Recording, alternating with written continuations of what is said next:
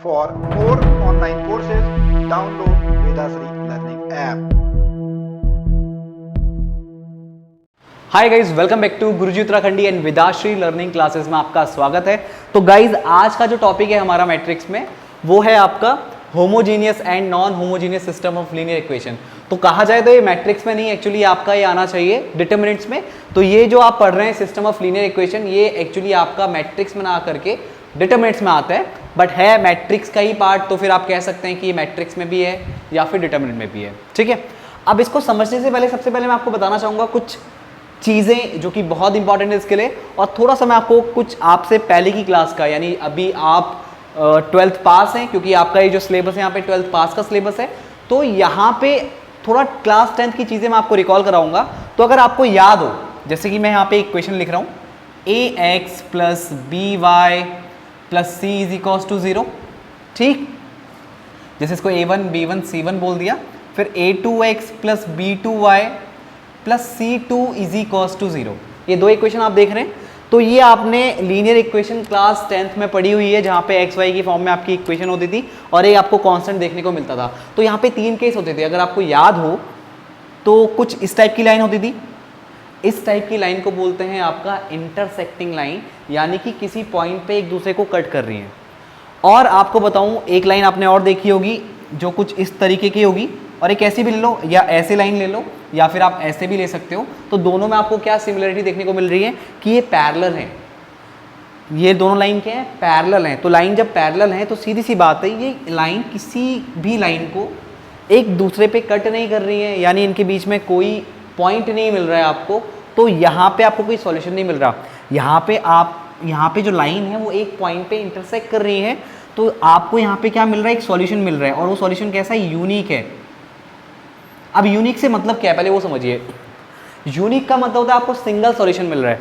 Unique मतलब single solution, ठीक है, इसको याद रखिएगा। तो ये लाइन इंटरसेक्ट कर रही है तो आपको एक्स वाई में सॉल्यूशन मिल रहा है। जैसे आप करते क्या थे, आपको 2 इक्वेशन दी जाती थी और 3 मेथड होते थे उसको सॉल्व करने के। जैसे आपका सब्स्टिट्यूशन मेथड, आपका elimination method, cross multiplication method. तो वहाँ से आप सॉल्यूशन निकालते थे। तो जिन इक्वेशन को आप सॉल्व करते थे ना, वहाँ से चाहे क्रॉस मल्टीप्लिकेशन लगाओ, एलिमिनेशन लगाओ या सब्स्टिट्यूशन लगाओ, तो वहाँ पे इस टाइप की वो इक्वेशंस होती थी कि वो इंटरसेक्टिंग होगी, उनका एक सॉल्यूशन जरूर निकलेगा। तो एक सॉल्यूशन जहाँ निकलता है यूनिक, और जहाँ पे आपको सॉल्यूशन नहीं मिलता है तो वो होती है पैरेलल लाइंस। यहाँ पे नो सॉल्यूशन, राइट। और एक और केस होता है, जैसे आपकी लाइन है, अब दूसरी लाइन भी इसी के ऊपर आ रही है, दूसरी लाइन भी इसी लाइन के ऊपर आ रही है। अब इसका मतलब क्या है कि यहाँ जो जैसे एक लाइन है, यहाँ पे 2 लाइन, एक्चुअली इसके ऊपर एक लाइन और है, ध्यान रखना, ये एक लाइन नहीं 2 लाइन है। तो जब 2 लाइन एक दूसरे के ऊपर ओवरलैप कर जाएं तो उस केस में आपको इनफाइनाइट सॉल्यूशन मिलते हैं। इनफाइनाइट मैनी सॉल्यूशन, ठीक है। अब देखिए यहाँ पे इनफाइनाइट मैनी सॉल्यूशन कैसे हैं कि हर पॉइंट मीट कर रहा है, हर पॉइंट, और इनके बीच में कितने पॉइंट्स होंगे? इनफाइनाइट पॉइंट हैं। तो हर जगह आपको सॉल्यूशन मिल रहा है, बिल्कुल हर जगह सॉल्यूशन मिल रहा है। समझ रहे हो मेरी बात को? तो ये बहुत ही क्या है, आपका एक इंटरेस्टिंग मैटर है, एक इंटरेस्टिंग पार्ट है कि जब आप होमोजीनियस और नॉन होमोजीनियस लीनियर इक्वेशन को समझेंगे तो उससे पहले ये चीज़ मैं आपको रिकॉल कर रहा हूँ ताकि काम आपके लिए काफ़ी आसान हो जाए, ठीक है। तो यहाँ पे नो सॉल्यूशन, यहाँ पे यूनिक सॉल्यूशन, और यहाँ पे इनफाइनाइट मैनी सॉल्यूशन, राइट।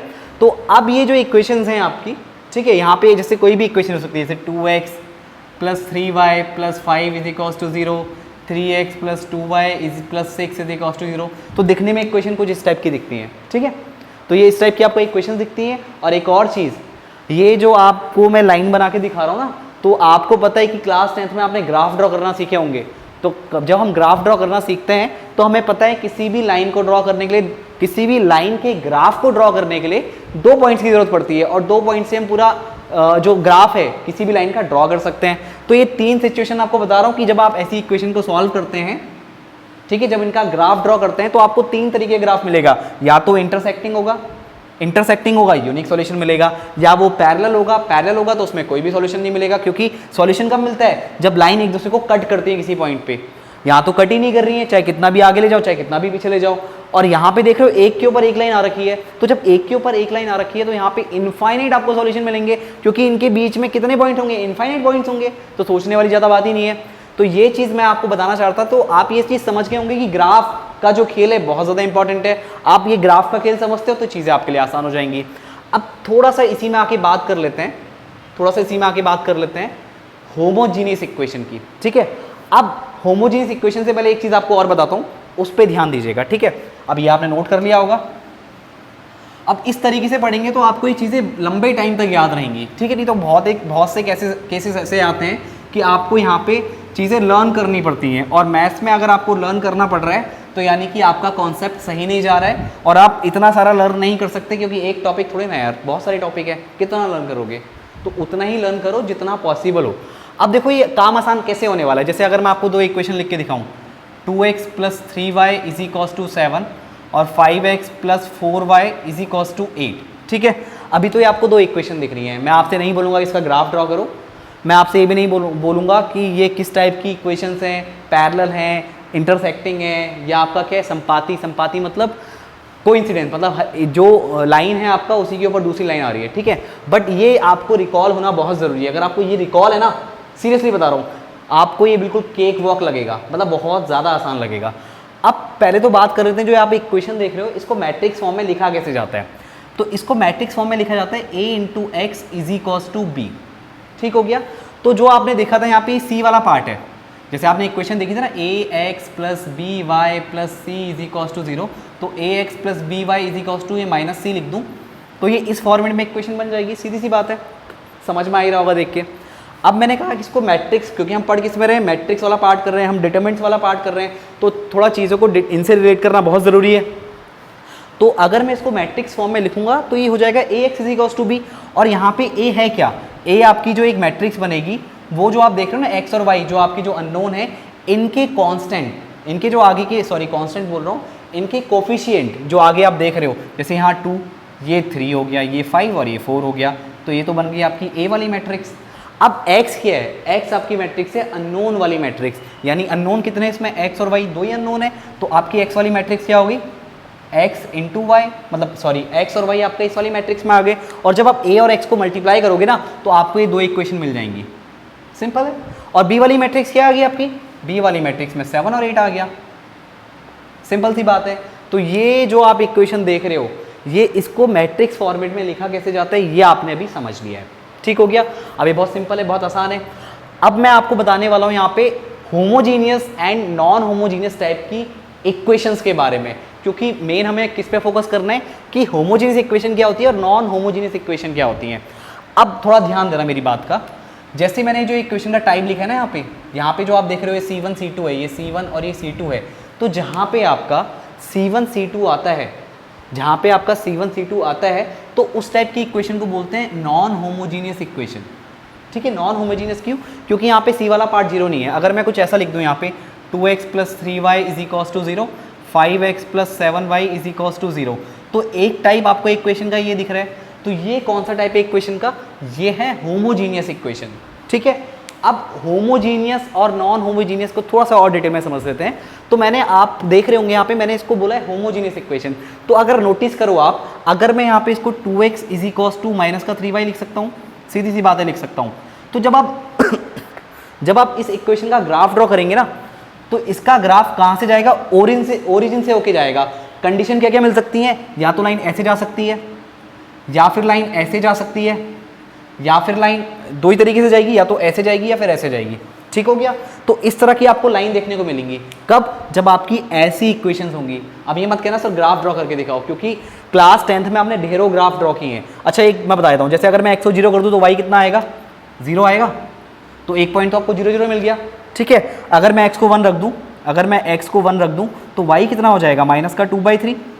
तो अगर x को 1 रखते हो आप, x को आपने 1 रखा तो y कितना आ गया, -2/3। तो आप यहाँ पे जाइए, मान लो ये 1 2 और ये 2/3, ये 2 से छोटा होगा, सीधी बात है। तो मान लो 2/3 कहीं यहाँ आ रहा है, तो आपको पॉइंट कौन सा मिला, ये पॉइंट मिला, ठीक है। तो ये जो पॉइंट मिला 1.0,0, तो आपको 2 पॉइंट मिल गए। किसी भी लाइन को ड्रॉ करने के लिए 2 पॉइंट ही चाहिए होते हैं माय डियर।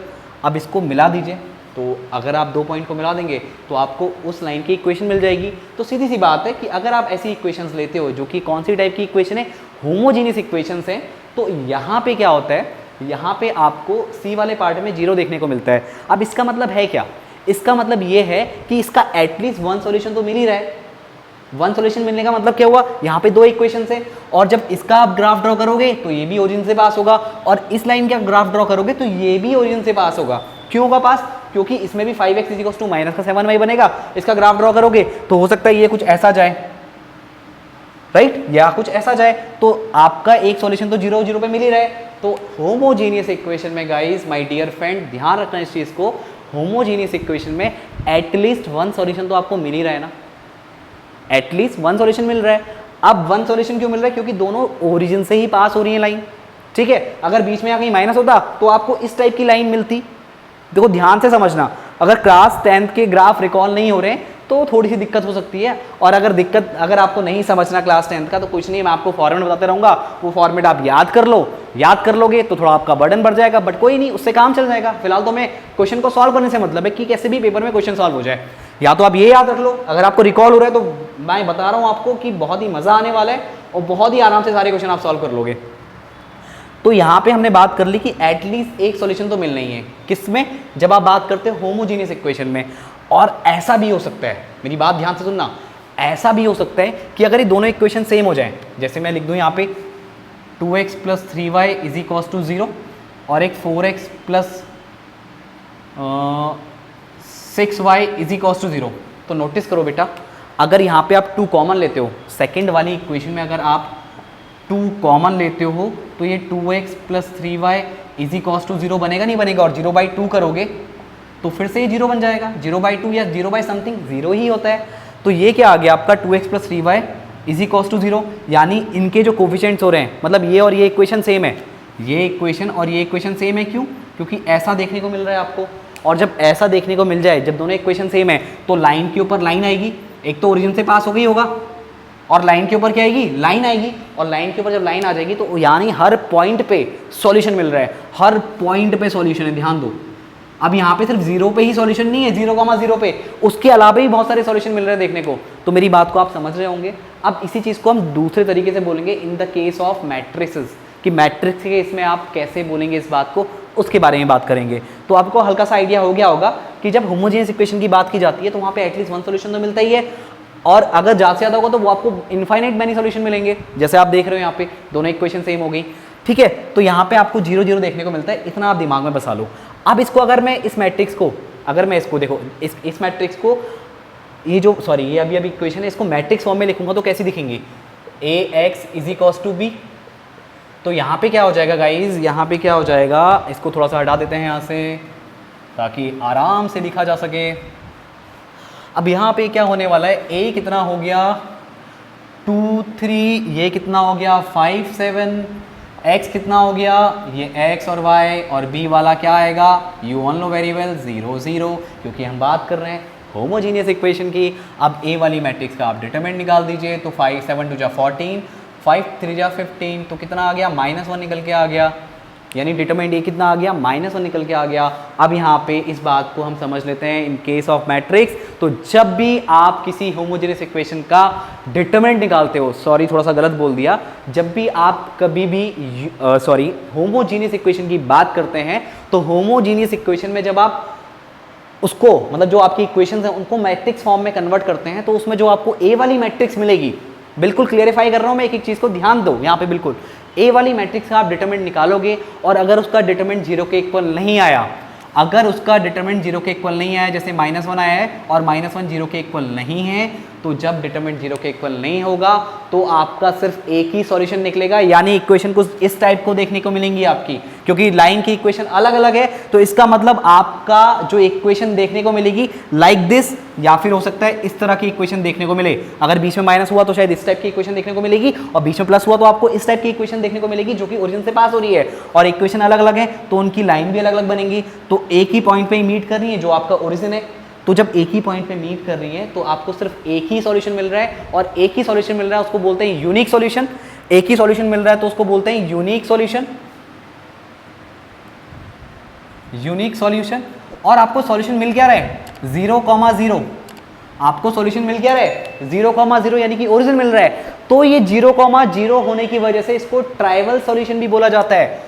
क्या बोला जाता है, यूनिक सॉल्यूशन होगा तभी ट्राइवल सॉल्यूशन होगा, ये कोई फिक्स बात नहीं है। लेकिन हाँ, अगर होमोजीनियस इक्वेशन में, अगर होमोजीनियस इक्वेशन में अगर आपको यूनिक सॉल्यूशन मिल रहा है तो वो यूनिक सॉल्यूशन आपको क्या मिलेगा 0,0 मिलेगा, और 0,0 मिल रहा है तो ऐसे सॉल्यूशन को बोला जाता है आपका ट्राइवल सॉल्यूशन, ट्राइवल सॉल्यूशन बोला जाता है। ठीक है, अब इसको हिंदी में मत पूछेगा, हिंदी में मुझे इसका अभी नाम याद नहीं आ रहा ट्राइवल सॉल्यूशन को हिंदी में क्या बोला जाता है।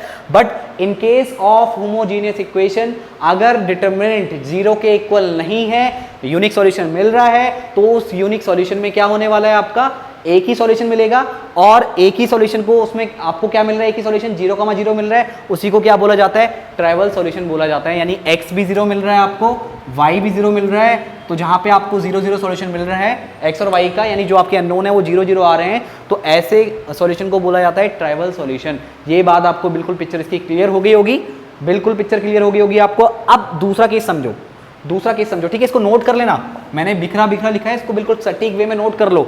दूसरा केस आपको क्या देखने को मिल रहा है, जैसे मैंने एक क्वेश्चन बनाई, ठीक है, अब इसमें जैसे, अब इसको भूल जाओ, अभी इसी से आपको पता लग जाएगा, वो तो हमने चेक कर लेना कि दोनों इक्वेशन सेम है, क्योंकि मैंने नीचे वाले इक्वेशन से 2 कॉमन लिया।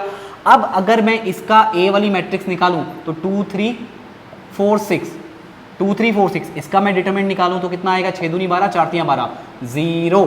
और जब आपको होमोजीनियस इक्वेशन में अगर मैट्रिक्स का डिटरमिनेंट 0 मिल जाए, अगर होमोजीनियस इक्वेशन में मैट्रिक्स का डिटरमिनेंट 0 मिल जाए, तो उस केस में आपको मिलते हैं इनफाइनाइट मैनी सॉल्यूशन, क्योंकि दोनों इक्वेशन सेम है, दोनों इक्वेशन की लाइन सेम आएगी, इसकी और इसकी आप अगर लाइन ड्रॉ करोगे तो बिल्कुल ऐसी ही पास होगी ओरिजिन से, और एक के ऊपर एक जाएगी, और जब एक के ऊपर एक लाइन जा रही है तो संपाति हो रही है, और संपाति के इसमें क्या मिलते हैं आपको, इनफाइनाइट मैनी सॉल्यूशन मिलते हैं। क्या मिलते हैं, infinite many solution. I hope आपको मेरी बात समझ में आ रही होगी। तो यहाँ पे क्या मिल रहे हैं, इनफाइनाइट मैनी सॉल्यूशन मिल रहे हैं। तो यहाँ पे इनफाइनाइट मैनी सॉल्यूशन कब मिल रहे हैं, जब आपका डिटरमिनेंट ए 0 के इक्वल है, जब आपका डिटरमिनेंट 0 के इक्वल है तो आपको मिल रहा है इनफाइनाइट मैनी सॉल्यूशन। तो आई होप गाइज आपको ये पार्ट क्लियर हो गया होगा कि होमोजीनियस इक्वेशन के केस में 2 केस निकलते हैं। पहला केस, अगर डिटरमिनेंट ए 0 के इक्वल नहीं है तो सॉल्यूशन होगा यूनिक, सॉल्यूशन होगा यूनिक, और x और y क्या मिलेंगे, 0 के इक्वल मिलेंगे। यूनिक सॉल्यूशन होता है, इसका मतलब ये नहीं कि ट्राइवल सॉल्यूशन भी होगा, बट होमोजीनियस इक्वेशन के केस में अगर यूनिक सॉल्यूशन मिल रहा है तो वो ट्राइवल सॉल्यूशन होगा ही होगा, क्योंकि x और y उस केस में 0 मिलेंगे आपको, क्योंकि एक ही सॉल्यूशन मिल रहे हैं। क्योंकि अगर लाइन अलग अलग है तो सीधी सी बात है ओरिजिन तो पास होंगी, और जब ओरिजिन से पास हो रही है तो दोनों ओरिजिन पे इंटरसेक्ट करेंगी, और जहां पे लाइन इंटरसेक्ट करती है वो क्या होता है, सॉल्यूशन होता है। तो और मिलता कौन सा सॉल्यूशन है, यूनिक सॉल्यूशन मिलता है, सिंगल सॉल्यूशन मिलता है। तो वो केस क्या आ गया, ये वाला आ गया, और ये क्या होगा, ट्राइवल सॉल्यूशन होगा। बहुत से घुमा फिरा के बहुत सारी चीजें होती हैं, अगर ये चीज दिमाग में बैठ गई तो काम आसान हो गया, ट्राइवल सॉल्यूशन। दूसरा केस, ये तो पहला हो गया, जब डिटरमिनेंट ए 0 के इक्वल नहीं है, जब डिटरमिनेंट ए 0 के इक्वल है, ठीक है, तो मिलेगा क्या, इनफाइनाइट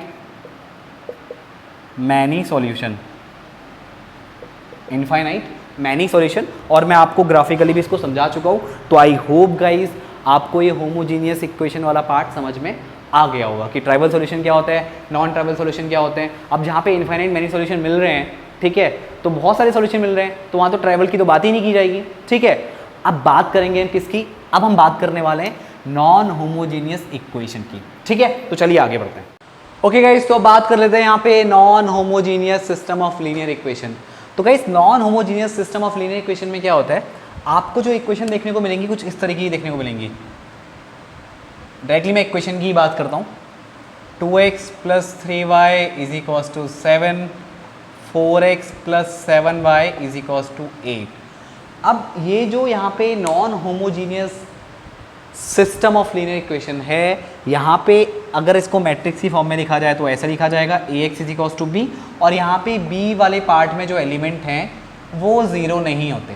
क्या नहीं होते, 0 नहीं होते। सबसे बड़ा डिफरेंस होमोजीनियस इक्वेशन और नॉन होमोजीनियस इक्वेशन का है, वो यही है, अगर होमोजेनियस इक्वेशन होगी तो बी वाला पार्ट 0 होगा, बी में जो बी वाली मैट्रिक्स है उसमें एलिमेंट 0 होंगे। अगर नॉन होमोजीनियस इक्वेशन होगी तो बी में जो एलिमेंट होंगे वो 0 के इक्वल नहीं होंगे। तो ये चीज़ तो आपको अब क्लियर हो गई होगी।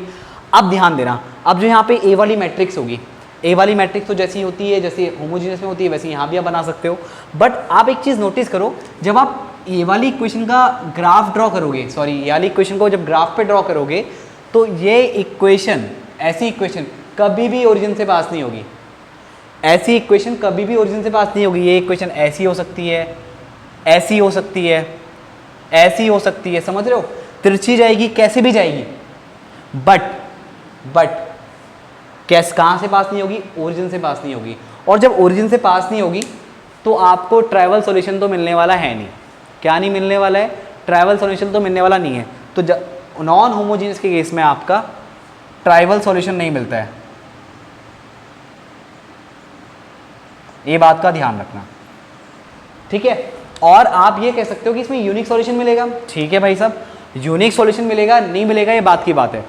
यूनिक सॉल्यूशन मिलना है ना मिलना है ये बात की बात है, बट इसमें ट्राइवल सॉल्यूशन नहीं मिलेगा। और जब यूनिक सॉल्यूशन मिलना है तो उस केस में क्या होगा, इक्वेशन कुछ ऐसी मिलेगी आपको, कुछ ऐसे जाएगी या कुछ ऐसे जा रही होगी, तो यहाँ पे इंटरसेक्ट करेगी। मैं इनका ग्राफ नहीं बना रहा हूँ, मैं एक कंडीशन बता रहा हूँ कि ऐसा होगा।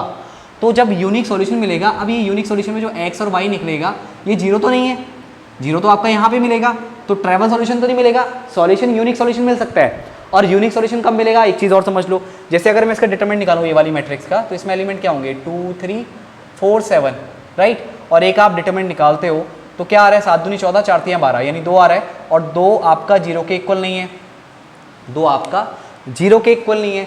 तो सीधी बात है, पहला केस इसमें आपको बता रहा हूँ मैं क्या है, अगर आपने एक का डिटरमिनेंट निकाला और वो 0 के इक्वल नहीं है तो सॉल्यूशन क्या होगा, यूनिक होगा, यूनिक सॉल्यूशन होगा। और यूनिक सॉल्यूशन होगा बट नॉन ट्राइवल होगा। जब ट्राइवल सॉल्यूशन नहीं मिलेगा तो क्या कौन सा सॉल्यूशन होगा, नॉन ट्राइवल सॉल्यूशन होगा, सीधी सी बात है। यूनिक सॉल्यूशन होगा, एक्स और वाई की कुछ ना कुछ तो वैल्यू आ रही होगी ना, 2 3 मान लो कुछ तो आ रही होगी, ऐसी कुछ वैल्यू मिलेगी। बट ये ट्राइवल सॉल्यूशन नहीं, क्योंकि एक्स और वाई 0 के इक्वल नहीं है, सीधी सी बात है। तो यहाँ पे नॉन ट्राइवल सॉल्यूशन मिलता है बट यूनिक होता है, कब, जब आपका ए का डिटरमिनेंट 0 नहीं है। दूसरी कंडीशन, जब आपका ए का डिटरमिनेंट 0 हो जाए तो इसमें बनते हैं 2 केस। एक तो बनता है नो सॉल्यूशन का केस, और एक बनता है इनफाइनाइट मैनी सॉल्यूशन का केस। एक बनता है इनफाइनाइट मैनी सॉल्यूशन का केस, ठीक हो गया।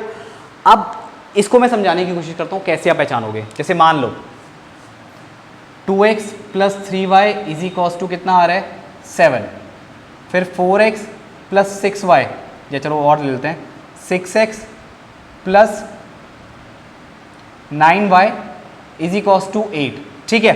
आपको ऐसी इक्वेशन देखने को मिल रही है। अब देखो ये 2x + 3y तो आप एज इट इज रखो, यहाँ पे अगर आप 3 कॉमन लेते हो तो कितना हो जाएगा, 2x + 3y = 8, और 3 को जब डिवाइड मतलब इक्वल के दूसरी ओर शिफ्ट करोगे तो 8/3 हो जाएगा। अब एक चीज़ नोटिस करना, जैसे जो दोनों इक्वेशन है उनके जो x और y के कोफिशिएंट है, जो दोनों इक्वेशन है उनके जो x और y के कोफिशिएंट हैं वो तो सेम है बट c अलग अलग है। यहाँ पे c1 कितना है, 7, और c2 कितना है, 8/3। तो ऐसी इक्वेशन को बोलते हैं आपका पैरेलल लाइन। मतलब ऐसी जो इक्वेशंस हैं, ये इक्वेशन होती है पैरेलल लाइन की इक्वेशन होती हैं, जिनका c अलग अलग होता है तो पैरेलल लाइंस होती हैं बट x और y के कोफिशिएंट सेम है। तो जहाँ पे पैरेलल लाइंस आएंगी, मतलब इनकी अगर आप ग्राफ ड्रॉ करेंगे तो आपको पैरेलल लाइंस मिलेंगी, और पैरेलल लाइंस में कहीं पे इंटरसेक्शन नहीं हो रहा है, कहीं पे इंटरसेक्ट नहीं कर रही हैं, इंटरसेक्शन नहीं बोलेंगे सॉरी, कहीं पे इंटरसेक्ट नहीं कर रही है, कहीं पे प्रतिच्छेदित नहीं कर रही है। लो हिंदी वर्ड मेरे को आ गया अभी इसका, कहीं पे ये लाइन प्रतिच्छेदित नहीं कर रही है, तो यहाँ पे आपको कोई सॉल्यूशन नहीं मिलेगा। मतलब ये कौन सा केस हो गया, नो सॉल्यूशन वाला केस। तो एक तो ए पार्ट नो सॉल्यूशन, दूसरा पार्ट क्या आ गया, इनफाइनाइट मैनी सॉल्यूशन। अब मान लो दूसरी इक्वेशन दे रहा हूँ, ये आपका दूसरे केस का पहला पार्ट, ए वाला पार्ट हो गया। अब ध्यान देना यहाँ पे, अगर इक्वेशन ऐसी हो 2x + 3y = 6 या 12 ले लो, या हाँ 6 ले लो, तो अगर मैं यहाँ पे लिख दूँ 4x + 6y = 12, तो अगर मैं, ये पहली इक्वेशन होगी, अगर मैं दूसरी वाली इक्वेशन से अगर 2 कॉमन ले लूँ तो ये 2x + 3y और ये कितना आ जाएगा, 6 आ जाएगा, ठीक है। तो ये तीसरी इक्वेशन बनी, इसमें मैंने 2 कॉमन लिया, हाँ ये आपका यहाँ पे 12 रहने दो, ठीक है, मैंने यहाँ से कॉमन लिया, अभी 12 वैसे ही रहने दो। तो यहाँ पे 2 कॉमन लिया, तो अब 2 को इक्वल के दूसरी साइड भेजोगे तो 12/2 हो जाएगा, यानी कितना आ जाएगा 6 आ जाएगा, यानी 2x + 3y = 6, ठीक है। ये तीसरी इक्वेशन निकल के आई आपकी। तो ये पहली और एक टाइप से जो दूसरी इक्वेशन है कॉमन लेने के बाद वो फिर से पहली वाली इक्वेशन की तरह बन गई। तो जब आपकी दोनों इक्वेशन सेम हो जाए तो यानी इक्वेशन लाइन क्या हो गई, एक के ऊपर एक हो गई, क्योंकि आपका लाइन तो सेम ही है ना, पॉइंट्स आपको सही मिलेंगे। तो इसमें एक के ऊपर एक लाइन आपका कोइंसाइड कर रही है, मतलब संपाती हो गई। तो उस केस में आपको क्या मिलेंगे, इनफाइनाइट मैनी सॉल्यूशन। क्या मिलेंगे, इनफाइनाइट मैनी सॉल्यूशन आपको यहाँ पे देखने को मिलेंगे, राइट। तो गाइज आपको ये चीज़ यहाँ पे ढंग से समझ में आ गई होगी कि जब नॉन होमोजीनियस इक्वेशन होती है तो अगर उसमें मैट्रिक्स का, अगर आप ए वाली मैट्रिक्स निकालते हैं और उसका डिटरमिनेंट निकालेंगे और वो अगर 0 के इक्वल नहीं है तो आपको मिलेगा यूनिक सॉल्यूशन, बट वो नॉन ट्राइवल होगा, राइट। तो उसको बोलते हैं नॉन ट्राइवल यूनिक सॉल्यूशन। और उसमें अगर डिटरमिनेंट 0 के इक्वल हो गया तो 2 केस निकल के आते हैं। एक निकल के आता है आपका कि हो सकता है कोई सॉल्यूशन ना निकले, इसमें आप डिटरमिनेंट निकाल के देखिए, ए वाली मैट्रिक्स क्या बनेगी 2 3 6 9, और निकालिएगा डिटरमिनेंट कितना आएगा, 9 2 जा 18, 6 3 जा 18, 18 - 18 क्या आएगा 0, आ गया ना 0। तो यानी आपका क्या आ रहा है, ए का डिटरमिनेंट 0 आ रहा है, और लाइन कैसी है, C1 C2 अलग अलग है, ठीक है। ये C1 हो गया, ये C2 हो गया, 8/3 C1, ये C2 हो गया। तो क्या है, पैरेलल लाइन है, तो क्या मिलेगा, नो सॉल्यूशन। अब इन वाली इक्वेशन को देखिए, ये और ये देखो, अगर मैं वाली इक्वेशन अभी इसको भूल भी जाऊँ, अगर मैं इसको ना भी लिखूँ, ध्यान देना, अगर मैं इसको ना भी लिखूँ तो अब देखिए यहाँ क्या होने वाला है, ए वाली मैट्रिक्स बनाइए 2 3 4 6, निकालिए इसका डिटरमिनेंट, 6 2 जा 12, 4 3 जा 12, 0 आ गया। कौन सा केस बना, डिटरमिनेंट ए = 0, बट ये इक्वेशन और ये इक्वेशन सेम ही है, कॉमन 2 कॉमन लोगे तो ऊपर नीचे वाली इक्वेशन क्या हो जाएगी, सेम हो जाएगी। और ये जब सेम इक्वेशन है तो एक के ऊपर एक आएगी, यानी क्या मिलेंगे, इनफाइनाइट मैनी सॉल्यूशन मिलेंगे। तो ये कंडीशन मैं आपको यहाँ पे दिखा चुका हूँ, और मैं मान के चलता हूँ कि आपको ये दोनों केस बहुत ही अच्छे तरीके से यहाँ पे समझ में आ गए होंगे। तो गाइज आज के लेक्चर में हम इतना ही करेंगे, होमोजीनियस और नॉन होमोजीनियस इक्वेशन वाला पार्ट। और इसमें एक तरीका और है इसको निकालने का, जो हम नॉन होमोजीनियस वाले इक्वेशन को सॉल्व करते हैं, इसका एक तरीका और है। अभी तो मैंने आपको 2/2 की मैट्रिक्स बनाई है, 2/2 वाली मैट्रिक्स बताई है, और ऐसे ही आप किस में करोगे, 3/3 वाली जो मैट्रिक्स बनेंगी तो उसमें क्या हो जाएगा, एक जेड वाला पार्ट हो जाएगा, यानी अभी तो आप एक्स और वाई देखने को मिल रहा है आपको, उसमें क्या आ जाएगा, 3 आपकी इक्वेशन आ जाएंगी, जैसे x + 2y + 3z = 7, ऐसी आपकी 3 इक्वेशन हो जाएंगी। तो उसमें आपकी 3/3 की मैट्रिक्स बन जाएगी, तो उसमें भी आप यही करेंगे। तो यहाँ तो अभी 2/2 की मैट्रिक्स से थोड़ा चीज़ें आसानी से निकल जाएंगी, बट जब 3/3 की मैट्रिक्स होती है तो उसमें हमें एक चाहिए होता है रैंक वाला कॉन्सेप्ट, तो उसमें हमें रैंक ऑफ मैट्रिक्स निकालनी पड़ती है। तो उसका एक ओवरऑल आइडिया, एक छोटा सा एक ओवरव्यू मैं आपको यहाँ पे दे दूंगा, ठीक है, क्योंकि वो ग्रेजुएशन का टॉपिक है, इतना आपसे नहीं पूछा जाएगा, बट थोड़ा बहुत टच कर सकते हैं, ठीक है, क्योंकि सिलेबस में आपका रैंक ऑफ मैट्रिक्स दिया हुआ है, तो उसको हल्का सा टच करते हुए चलेंगे। और रैंक ऑफ मैट्रिक्स के बाद पढ़ेंगे हम थोड़ा सा ऑग्यूमेंटेड मैट्रिक्स का रैंक कैसे निकालते हैं, तो जो आपको यहाँ पे यानी इस टाइप की जो इक्वेशंस हैं तो उनका सॉल्यूशन निकालने में हेल्प करता है, ठीक है। तो उसमें हमें बता देगा कि अगर हम वो मेथड यूज़ करेंगे रैंक वाला उसमें, तो हमें वो बता देगा कि कहाँ पे यूनिक सॉल्यूशन मिल रहा है, कहाँ पे इनफाइनाइट मैनी सॉल्यूशन मिल रहा है, और कहाँ पे कोई भी सॉल्यूशन नहीं मिल रहा है। तो ये केस हम डिस्कस करेंगे इसके बाद वाली वीडियो में, जिसमें हम पढ़ने वाले हैं रैंक ऑफ मैट्रिक्स, तो वहाँ पे आपको ये चीज़ें भी क्लियर हो जाएंगी। तो गाइज अपने प्रॉपर नोट्स यहाँ पे बनाते चलें, चीज़ों को पहले समझे ढंग से, उसके बाद अपनी लैंग्वेज में नोट्स बनाएं, ताकि पेपर टाइम में आपको ज़्यादा रिवाइज करने की जरूरत ना पड़े, और चीज़ों को ज़्यादा रटिए मत, क्योंकि चीज़ों को अगर रटते हुए चलेंगे तो ये आप भूल जाएंगे, क्योंकि मैथ्स ऐसा चीज़ है कि अगर आप 10 दिन बाद उठा के पढ़ो तो आपको ज़्यादा ना मेहनत करनी पड़े, आपको चीज़ें जल्दी रिकॉल हो जाएं। बट उसके बाद हाँ, एक चीज़ मैं कहना चाहूँगा कि मैथ्स में लर्न ज़्यादा नहीं करना होता, बट प्रैक्टिस ज़्यादा करनी होती है, क्योंकि मैथ्स पूरा खेल ही प्रैक्टिस का है। अगर आप अपने आप को हीरो समझते हैं मैथ्स में, तो प्लीज़ प्रैक्टिस करना मत छोड़ना, तभी आप हीरो बने रहोगे। अगर आपने प्रैक्टिस करनी छोड़ दी तो आपको जीरो बनते में ही टाइम नहीं लगेगा, तो इस चीज़ का ध्यान रखना। तो रैंक ऑफ मैट्रिक्स वाला केस हम नेक्स्ट वाली वीडियो में डिस्कस करेंगे। तो गाइज आज की इस वीडियो में इतना ही, थैंक यू।